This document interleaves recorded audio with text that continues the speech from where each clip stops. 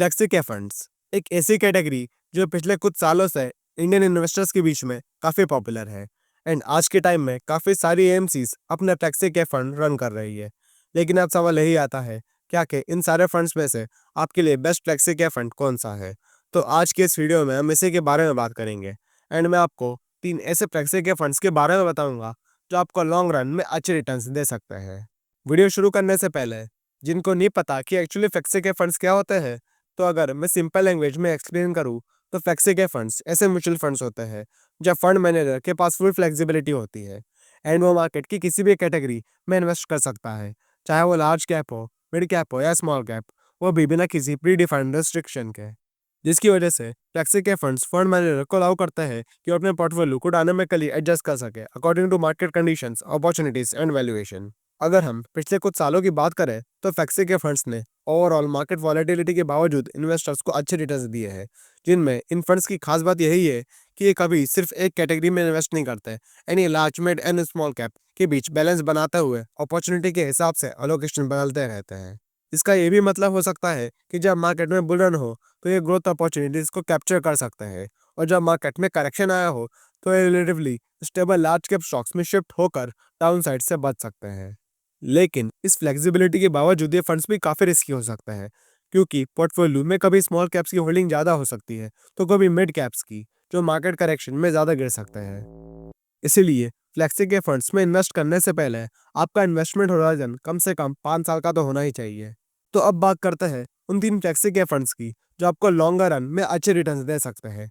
And in fund के अंदर अभी काफ़ी अच्छी ग्रोथ पोटेंशियल है। अब अगर हम इस लिस्ट के सबसे पहले फंड की बात करें तो ये फंड है HDFC फ्लेक्सी कैप फंड। ये फंड 1995 में लॉन्च हुआ था एंड ये फंड फ्लेक्सी कैप कैटेगरी का काफ़ी पुराना एंड पॉपुलर फंड है एंड इस फंड ने भी अपने इन्वेस्टर्स को कंसिस्टेंटली अच्छे रिटर्न्स बना कर दिए हैं। जहाँ ये फंड लास्ट 5 ईयर में फ्लेक्सी कैप कैटेगरी का सेकंड बेस्ट परफॉर्मिंग फंड है, जिसमें अभी के टाइम में इस फंड का लेटेस्ट AUM 79,584 करोड़ का है। वही इस फंड का एक्सपेंस रेशियो 0.72% का है। अगर इस फंड के रोलिंग रिटर्न्स की ओर देखें तो इस फंड ने लास्ट 10 ईयर्स में 15.27% के रिटर्न्स, लास्ट 5 ईयर्स में 28.76% के रिटर्न्स एंड लास्ट 3 ईयर में फंड ने 22.59% के रिटर्न्स अपने इन्वेस्टर्स को बना के दिए हैं। अगर इस फंड की होल्डिंग्स को देखें तो इस फंड ने अपनी टोटल होल्डिंग में से 87% इक्विटी में, 9.7% कैश में एंड रियल एस्टेट और डेब्ट दोनों मिलाकर 3.2% होल्डिंग्स है। एंड इनके टोटल इक्विटी एलोकेशन में से भी अब इनके पास टोटल 52 स्टॉक्स है, जिसमें 73.67% एलोकेशन लार्ज कैप में, 3.52% एलोकेशन मिड कैप में एंड 9.80% एलोकेशन स्मॉल कैप में इन्वेस्टेड है। इन सब के बाद हम अब अगर फंड के रेशियोज की ओर नजर डालें तो अल्फा फंड का भी 7.8 का है, वही बीटा जो फंड के रिस्क को शो करता है वो अभी 0.82 का है, जो कैटेगरी एवरेज से कम रिस्क की है, विच शो कि फंड ने रिटर्न्स तो अच्छे दिए ही है और साथ में इसने अपने रिस्क को भी काफ़ी अच्छे से मैनेज किया है। इन सब के अलावा फंड का Sharpe ratio 1.41 and standard deviation 11.31 का है।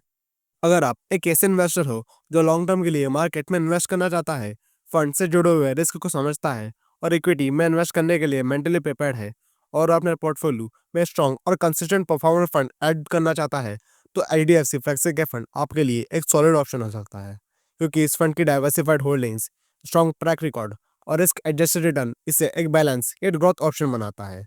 अब अगर मैं आपको इस लिस्ट के सेकंड फंड की तरफ लेके चलूँ तो ये फंड है क्वांट फ्लेक्सी कैप फंड, जिसमें यह फंड 2013 में लॉन्च हुआ था एंड इस फंड ने भी अपने इन्वेस्टर्स को काफ़ी अच्छे रिटर्न्स दिए हैं, जिसमें यह fund last 5 and 10 years in दोनों ही टाइम पीरियड का best performing flexi cap fund है। अगर फंड की बेसिक डिटेल्स की बात करें तो फंड का AUM 7,326 करोड़ और एक्सपेंस रेशियो 0.66% का है। अब अगर इस फंड के रिस्क रेशियोज को देखें तो फंड का अल्फा 2.92 का है और बीटा 1.11 का है, वही फंड का शार्प रेशियो 0.85 और स्टैंडर्ड डेविएशन 16.53 का है। अगर फंड के रोलिंग रिटर्न्स की बात करें तो इस फंड ने लास्ट 10 ईयर्स में 18.17% के रिटर्न्स, लास्ट 5 ईयर्स में 29.07% एंड लास्ट 3 ईयर्स में फंड ने 18.07% के रिटर्न्स अपने इन्वेस्टर्स को दिए हैं। अगर हम इस फंड की होल्डिंग्स पर नजर डालें तो उन्होंने अपनी टोटल होल्डिंग में से मेजॉरिटी पोर्शन इक्विटी में इन्वेस्ट किया है and less than 1% of holdings debt में इन्वेस्टेड है। इक्विटी एलोकेशन की बात करें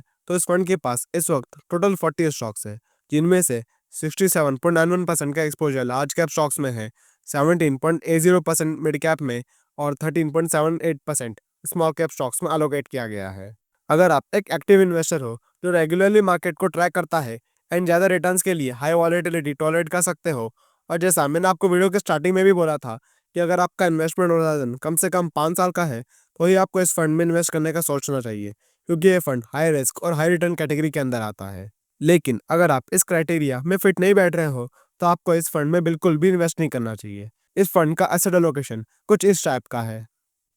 एट लास्ट अब देखते हैं इस लिस्ट के थर्ड फंड को, जेएम फ्लेक्सी कैप फंड। ये फंड भी 2013 में लॉन्च हुआ था और इस फंड ने भी अपने लॉन्च के बाद से अपने इन्वेस्टर्स को कंसिस्टेंटली अच्छे रिटर्न्स बना के दिए हैं, जिसमें इस फंड का करंट AUM 6,143 करोड़ और एक्सपेंस रेशियो 0.53% का है, जिसका मतलब ये फंड आपको कैटेगरी एवरेज से सस्ता पड़ेगा। अब अगर मैं आपको इस फंड के रोलिंग रिटर्न्स की तरफ लेके चलूँ तो इस फंड ने लास्ट 10 ईयर्स में 15.44% के रिटर्न्स, लास्ट 5 ईयर्स में 25.61% एंड लास्ट 3 ईयर्स में 21.92% के रिटर्न्स अपने इन्वेस्टर्स को दिए हैं।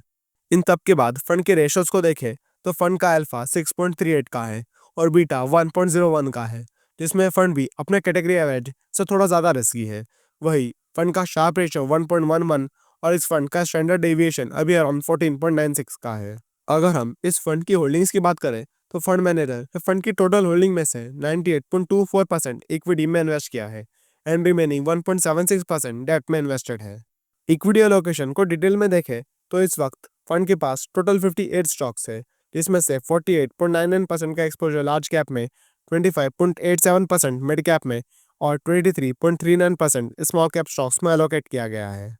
ये फंड भी अपने कैटेगरी एवरेज के कंपैरिजन में थोड़ा ज़्यादा रिस्की है, हालांकि ये fund quant flexi cap fund के कंपैरिजन में थोड़ा कम रिस्की है। इसीलिए अगर आप एक डाइवर्सिफाइड इक्विटी पोर्टफोलियो वाला फ्लेक्सी कैप फंड ढूंढ रहे हो जिसमें लार्ज, मिड एंड स्मॉल तीनों कैटेगरी का अच्छा बैलेंस है और साथ में आपका इन्वेस्टमेंट होराइजन कम से कम 5 साल का है, तो यह फंड आपके लिए एक अच्छा ऑप्शन हो सकता है। किसी भी फंड में इन्वेस्ट करने से पहले याद रखना, कोई भी फंड अच्छा तभी होता है जब वो आपके इन्वेस्टमेंट गोल्स और रिस्क एपेटाइट से मैच करता है। एंड याद रखना कि ये वीडियो केवल एजुकेशनल पर्पस के लिए है और किसी भी टाइप की buy and sell recommendation call नहीं है। तो किसी भी म्यूचुअल फंड में इन्वेस्ट करने से पहले अपनी खुद की रिसर्च जरूर करना। अगर आपने भी इनमें से किसी फंड में इन्वेस्ट किया है तो कमेंट करके ज़रूर बताना। ये वीडियो अच्छा लगा हो तो इसे लाइक कर देना और ऐसे ही फाइनेंस कंटेंट के लिए चैनल को भी सब्सक्राइब कर देना। नेक्स्ट वीडियो कौन से टॉपिक पर देखना चाहते हो आप हमें कमेंट करके बता सकते हो। तब तक के लिए हैप्पी लर्निंग, हैप्पी इन्वेस्टिंग।